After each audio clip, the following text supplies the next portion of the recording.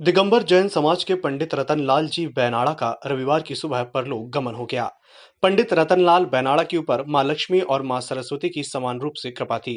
परम पूज्य आचार्य श्री विद्यासागर जी महाराज और मुनि श्री सुधा सागर जी महाराज के सानिध्य में उन्होंने जैन धर्म के गूढ़ रहस्यों को न केवल समझा बल्कि उनका चिंतन भी किया। उनके बाद गुरु आज्ञा से वह देश के विभिन्न हिस्सों में जाकर धर्म प्रभावना का कार्य करने लगे।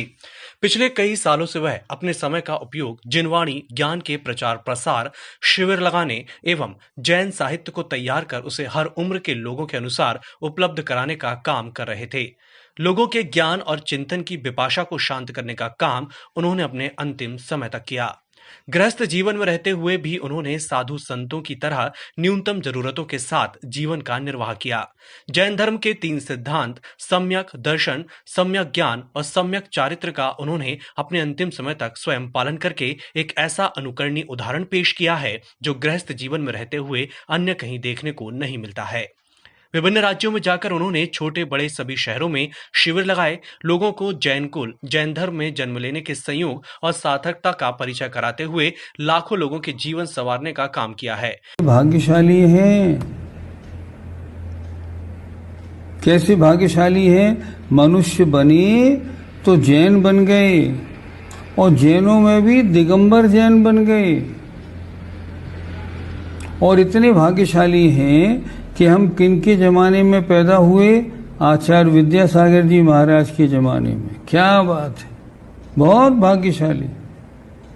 मनुष्य बनते मान लो और इंग्लैंड, अमेरिका, रूस में पैदा हो जाते, सारा जीवन बेकार हो जाता।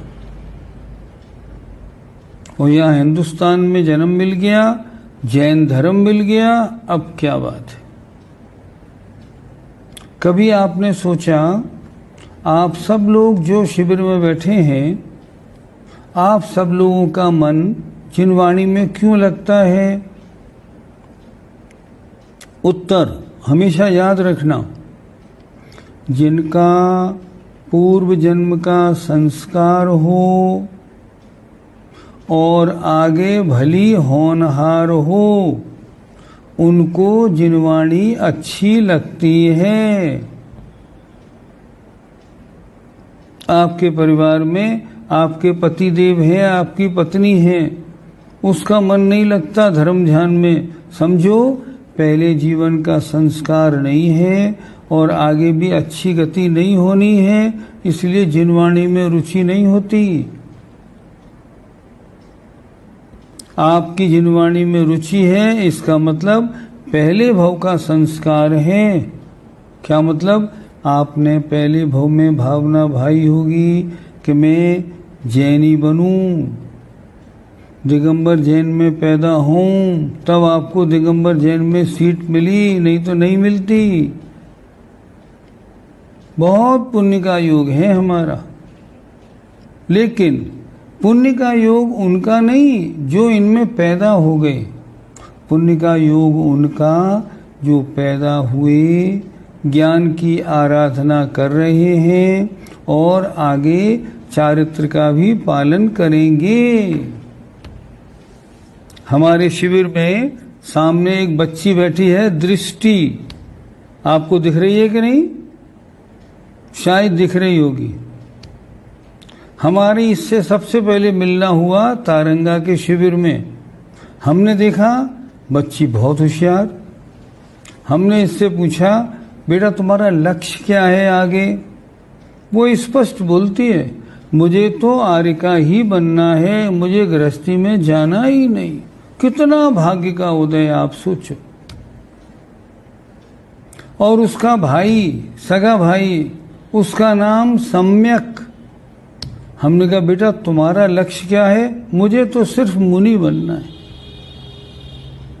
अभी कल परसों उनके पिताजी का फोन आया कि हम सम्यक को श्रमण संस्कृति संस्थान में भर्ती कराना चाहते हैं, क्योंकि आपके अलावा धर्म की पढ़ाई कहाँ मिलेगी। हमने कहा, हम उसके लिए माला लेके खड़े हैं, भेजो ना, स्वागतम। हमें तो ऐसे लोग चाहिए जिनको मुनि बनना है। हमने उससे पूछा, सम्यक से, बेटा तुम्हारा लक्ष्य? मुझे तो मुनि बनना है।